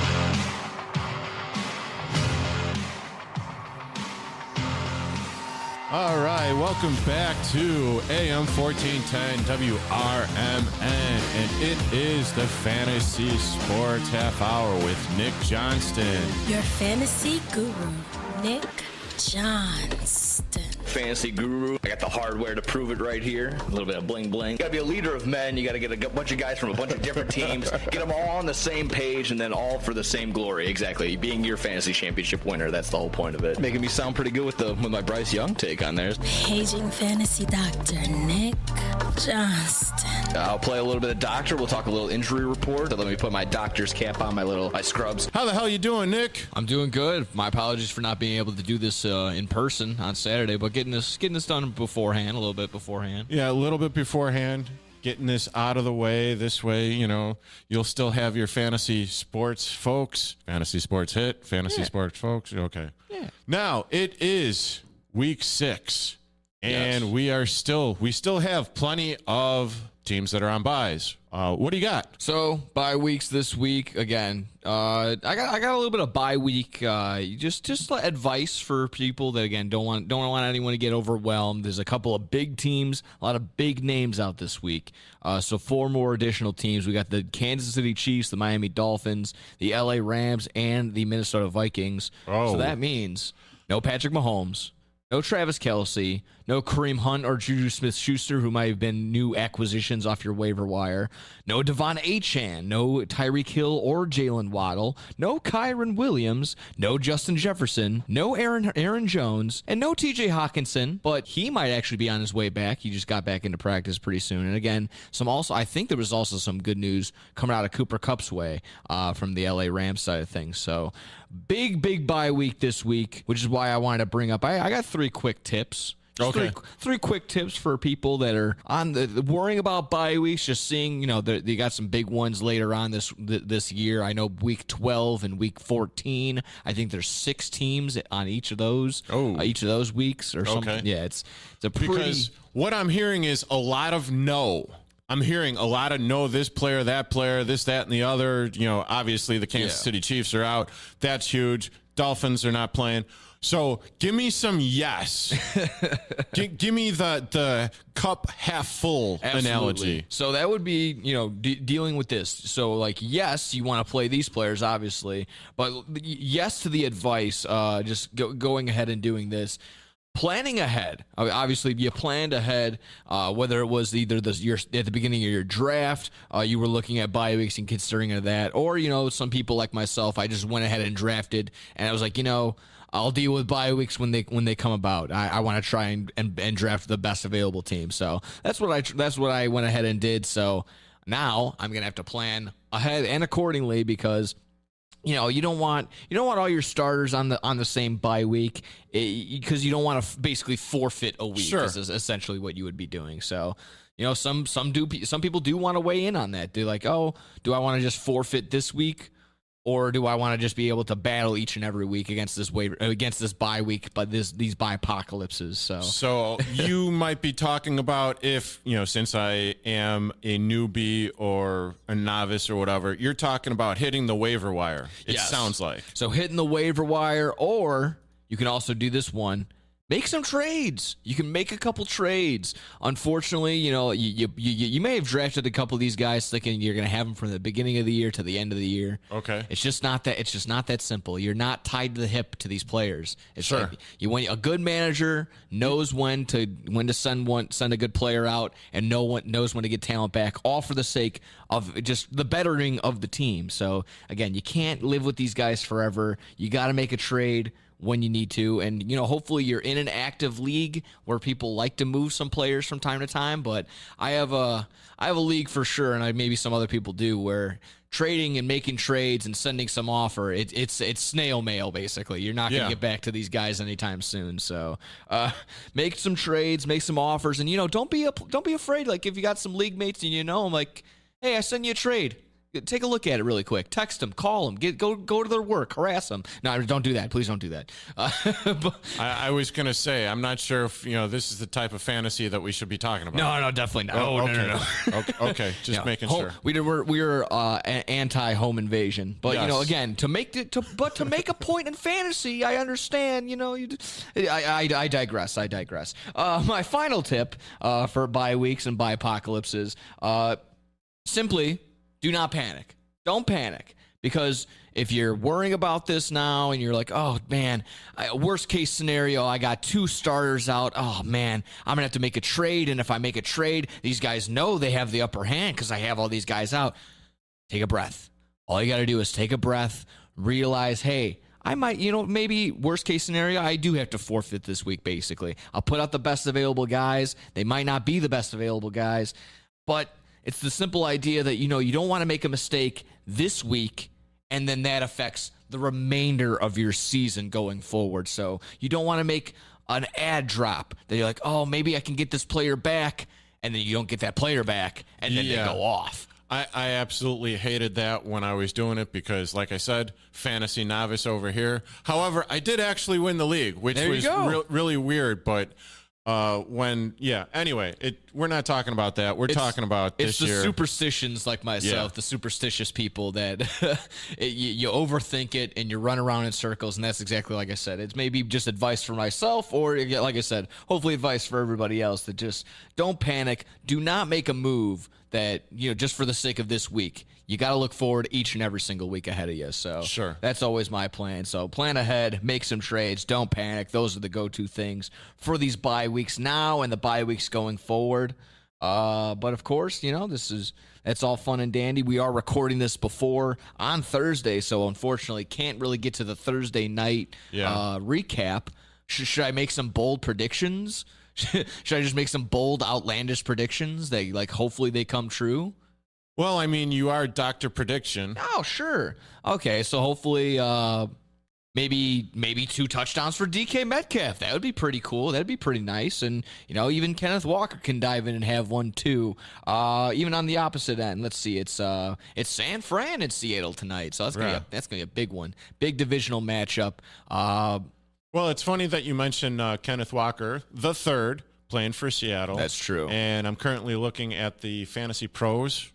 You're familiar with that site? Yeah. I think I referenced him last week. He is actually in the top 10 to go off against San Fran with a projected 14.2 points. Oh, yeah. I mean, between him and Jordan Mason, looks like both running backs on both sides of the ball are going to have some fun. Jordan Mason, most likely because, he's by far very talented, obviously, but a lot of banged up Seattle Seahawks defensive players this week. Okay. So Jordan Mason, again, talking post, most likely had a big game. I would think so, and if not, that's going to be disappointing. He only had about 9 points last week, which put people on hold. But again, it was because he had 80 yards and only 1 catch. So it's nothing to panic about. Yeah, and when you mentioned Jordan Mason on San Francisco, he's actually ranked 3rd.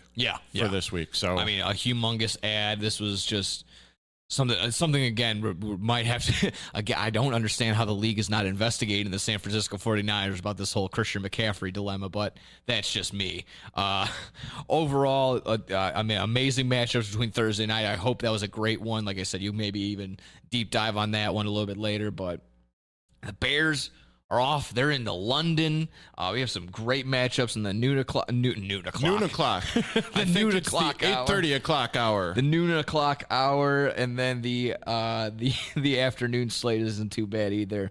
All around. I mean, Sunday night it had potential, but it's looking a little spotty. But we'll go ahead and get to that. So how's that sound? We just dive in on all these matchups? Yeah, why not? Yeah. I mean, I don't have a rhyme or reason. I usually let you go, and I'll just ask my questions because I am stupid with this stuff.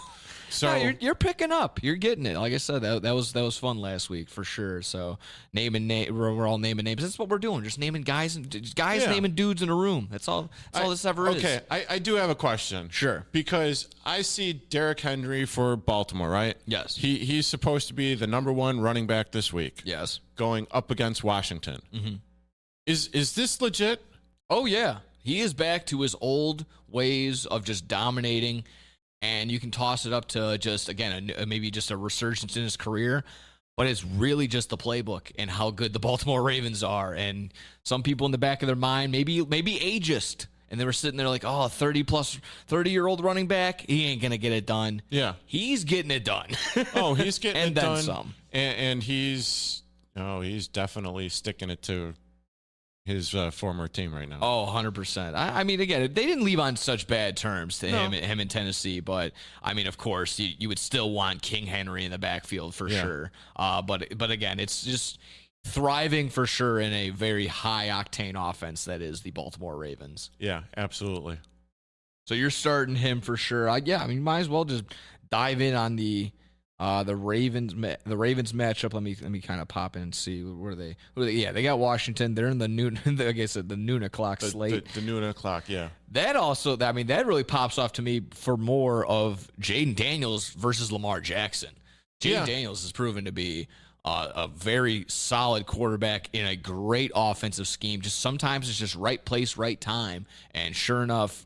This is the right place and the right time for this guy. Well, I'm kind of curious about that because, I mean, okay, Jaden Daniels going for Washington, playing against Baltimore. Now, Baltimore has kind of had a Swiss cheese defense a little bit. They allow, to top receivers are still getting it done against their backfield, but overall, it's still pretty tough. These are high scoring affairs. Obviously, last week a 41-38 final between the Ravens and the Bengals. Sure. And obviously, Lamar going against Washington. Yeah. So you got Lamar Jackson, Jaden Daniels, 1-2, Baltimore, Washington, and projected points for both of them are 23.1 and 22, respectively. I would think that both of them are going to hit that, if not exceed both of that, because really. Lamar Jackson always obviously has the upside to do whatever. He's the number one quarterback in fantasy, depending on your scoring. But for me, he is because the way we have touchdowns scored.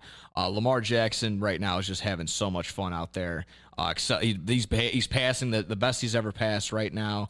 Being able to hand it off to Derrick Henry like he has been a huge plus, and everything else. So it's a little less pressure off of him, and against possibly the worst secondary in the league against the Washington Commanders. That helps a ton. That allows Zay Flowers to have a little bit better of a game, Rashard Bateman, and maybe Mark Andrews gets involved, but I'm not putting my bottom dollar on that one. And on the opposite end, like I just mentioned, Jaden Daniels leading the way on a high scoring offense. They just came off a 28 and a 21-point win in their last two ball games. He's balling out both on the ground and through the air. And like I just mentioned, it's a tough defense for sure in Baltimore, but number one wide receivers have been able to get it done, and Terry McLaurin has been turning it on as of late. So it's going to be another high-scoring affair between the Washington Commanders and the Baltimore Ravens. Okay, another couple ones that I'm a little bit curious about. I've got Justin Fields in Pittsburgh going against Las Vegas. Ooh, fun. Yeah. Justin Fields again proving that he's just not turning the ball over. They may have lost on a couple final seconds against the Cowboys last Sunday night after a rain delay. But again, I wouldn't put that on him. I wouldn't put both losses on Justin. He's looking like he's good to go. He's able to find his targets and move the ball down the field and just be able to score and be a viable fantasy option. On the opposite end, you got another new quarterback for the Las Vegas Raiders, Aiden O'Connell. No Devontae Adams already, not because of the trade rumors, but because of his hamstring. Another hamstring. Awful. Just brutal. It seems to be wish in one hand, shiatsu in the other with Devontae. It's been the injury of the year for sure. Yeah. It has been hamstrings all across the board, and that's why Nico Collins of the Houston Texans just went on IR for that. But still focusing on Pittsburgh and Las Vegas. Yeah. A couple names are still viable. I'm still going to be looking at Brock Bowers to be the starter. I see some people 50-50 with Jacoby Myers. I can understand that for sure. But you're just going to have to it might be a little bit of a stay away for sure, maybe for this week against the Pittsburgh Steelers defense. Okay. But also, on the opposite end, really quick, George Pickens was a lot of concern for people. Less than 60% of the offensive snaps last week. It's very up in the air. It's hard to say. I can't really make heads or tails of that right now. But you would just think the way that Mike Tomlin responded all week to it, most likely just an outlier. I think he'll be back to his normal ways soon. So get that all situated. Then the other one that I had would be obviously Caleb Williams. Mentioned that earlier in the London at the 8:30 o'clock game. Yes, a.m. game. Going up against the Jacksonville Jaguars. Make sure you're up and early. Make sure you have your tea, your crumpets, whatever it is, your fish and your chips, all ready to roll, because you're going to watch Caleb Williams dissect a Jacksonville defense. I hope so. I hope so too, honestly. But, there's a couple things for sure. Trevor Lawrence made mention of the Chicago Bears defense. He recognizes that this is a top defense in the league. And I think all other teams should probably recognize that at this point. They have all number ones across the board at a ton of positions on the defense. So limiting that, it's been a big question of Tank Bigsby and Travis Etienne Jr. for the Jacksonville Jaguars. So really going to have to monitor that. I'm sure Travis is going to get the start, but does Tank get the majority of the work? That's still on the table. Okay. So maybe it's very optional or viable. You could take if it's someone you're not going to start and maybe drop them and add Tank Bigsby as a just-in-case type deal. It's an insurance policy because if he's the starter, he's going to get a ton of work for sure. And Travis Etienne Jr. does not look to be 100%. Chicago Bears-wise, I think, all those guys we mentioned before last week that have had good games, DeAndre, DJ Moore, Cole Kmet's going to be in there because, tight ends are just atrocious this year. Yeah. You can basically start all of those names. Caleb is also a decent little starter for sure if you have a super flex league. Okay. Yeah, this is going to be fun. Again, aside from getting up a little bit earlier than what you would like to on a Sunday morning. Yeah, exactly. Should be fine. I think last week's London game was it was good. It met some fantasy expectations for sure, especially if you had Garrett Wilson, who had 22 targets. Thank you very much, Mr. Aaron Rodgers. But they're out of a coach. They're out of a head coach now. Oh no, they've got their coach. Yeah, they've got Aaron. You think he said it himself? He said. Oh well, yeah. I mean, can you really take what he says for face value these days? I mean, he kind of did it in Green Bay. A little bit. I mean, his track record is kind of shiatsu-y.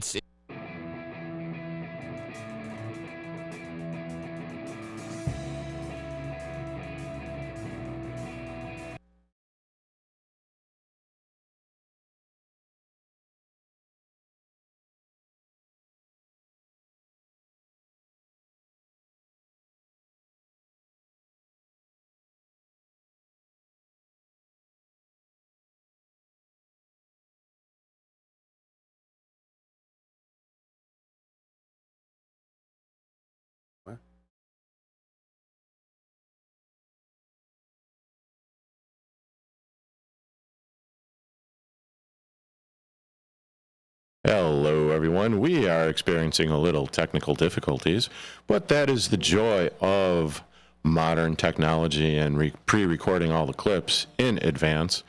We are diligently working it out, but it is what it is on this Saturday morning. You are tuned into AM 1410 to WRMN in Elgin, and as we were discussing all of the fantasy sports, we obviously... All right, welcome back to AM. Didn't really participate. It might have been just a full non-participant today on Thursday. So while we're New York, let's skip it a little. I'm not reading it. You got a couple of names. Polk, who maybe he did catch that touchdown at the end of the game. Who knows? They're just kind of cooking him up at the end of that. Can Drake May make a wide receiver on the New England Patriots a usable name, a usable target? We're gonna have to go ahead and see there for sure. I think or else it just might be Mayday, Mayday, Mayday. There we go. I love that for sure. Yeah, and I mean Chris Olave, they're going up against Tampa Bay this week. Yes, so they've got a pretty decent pass defense. Yeah, in a dome, they'll be. I would hope to see another high scoring affair here. Well, actually, that might be. I'm not so sure if they might be playing this game or not. Oh, really? Because of Hurricane Milton and everything. Because they are supposed to be playing in Tampa Bay. No, they're in New Orleans. They're in New Orleans? Yeah. Okay. But obviously, still, we're watching, we're praying. I mean, luckily, luckily the Dolphins are off this week. This is a good time to be off for that because again, it's just versus an at right here, and I'm not reading it right. It gets me every time still too. I think I should wear my old man glasses. That's good. Oh, you gotta get your papers there, son. I gotta get my papers. I gotta get the papers. You got the papers? There we go. You gotta go to the store, get the prescription ones, right? Or not even the over-the-counter glasses. A couple other just quick ones before we head on. I don't know how we got on time. We got about 3 minutes. Okay, cool. I'll just kind of barrel roll through one of these, just to get through them. Like I said, we're looking at Cleveland and Philadelphia really quick. Philadelphia back off their bye, so they should be good, nice and healthy. You get Saquon Barkley back in your lineup and Jalen Hurts and a couple other key names. But it looks like A.J. Brown's going to be good to go. He's a full participant. But the big thing for sure is Deshaun Watson. What's going on? Kevin Stefanski still not making any changes when it comes to play calling or people on the roster or starting jobs there. So big question mark / just maybe even turning into exclamation points of like, what are you doing in Cleveland? It's looking rough. If you're looking in Indianapolis or into the Colts, who are playing the Tennessee Titans in Tennessee, you're looking at Jonathan Taylor's health. If he is not going, or if he does not go, if he doesn't get a full participation in practice by Friday, you might want to look back into Trey Sermon onto that side of the ball. But again, that ankle sprain that can get to you for sure. Let me see anybody else. Big names. Cincinnati, New York Giants on Sunday night. Again, same deal. While we're recording this a little bit beforehand, so we're not quite sure if Malik Neighbors is going to go, but didn't really participate. He might have been just a full non-participant today on Thursday. So with concussion protocol, leaning towards probably not playing again this week. So Wan'Dale Robinson and a couple other things to pay attention to on the New York Giants side of the ball. Honestly, I think the only other things I didn't really talk about was Detroit, Dallas. That's going to be just a ton of big names right there for sure. But this is more or less just for Dallas. Can they prove it? Can they not? But again, you're starting just about anyone and everyone there. Even a guy like oh my goodness, who was the big Tolbert? Mike Tolbert was the big addition after CeeDee Lamb and Dak Prescott had their little back and forth on Sunday night. So that'll be interesting to see. That'll be really fun. Again, I think there's a potential for a lot of high-scoring games. You got Arizona, Green Bay, Detroit, Dallas, maybe even Atlanta, Carolina. They can let loose and let their hair down. Yeah, Again, the Green Bay one, the Green Bay, Arizona, that has the feel for definitely a rock'em sock'em air raid style game going back and forth just for back sure. and forth. I would hope maybe like a 38-35 final, something fun. That would be a fun game to watch. Just to really get us going on a noon start. That'd be absolutely fantastic. But as always, again, pay attention to your bye weeks. Pay attention to your players, making sure you're watching your starts and sits. I wish I had more insight, but again, we're pre-recording this, so just really making sure if you have any question marks on anyone's health, you're locking in your waiver wires. You're in every single time, looking at everybody. Like I said, you got to play doctor a little bit sometimes. Yeah. That's what you gotta do, and who did you say Arizona's playing? Arizona, Green Bay. Sucks! Woohoo! Okay, for Nick Johnston, for Mike Napolitano, I am Derek Geyer. You have been listening to On the Rise on AM 1410 WRMN Elgin. Up next is The Truth About Chicago Sports with Marcus Mack, the Mac Man. And have a great rest of your Saturday.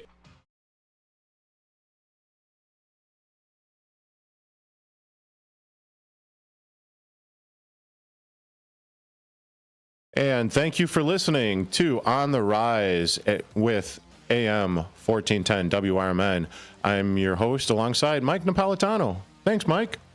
Thanks, guys. Don't forget Nightmare on Chicago Street next weekend right here in Elgin. WRMN will be there in attendance, and it should be a fun time. And as we said, up next, The Truth About Chicago Sports with Marcus Mack. Enjoy the rest of your weekend, everyone. Right here on AM 1410 WRMN.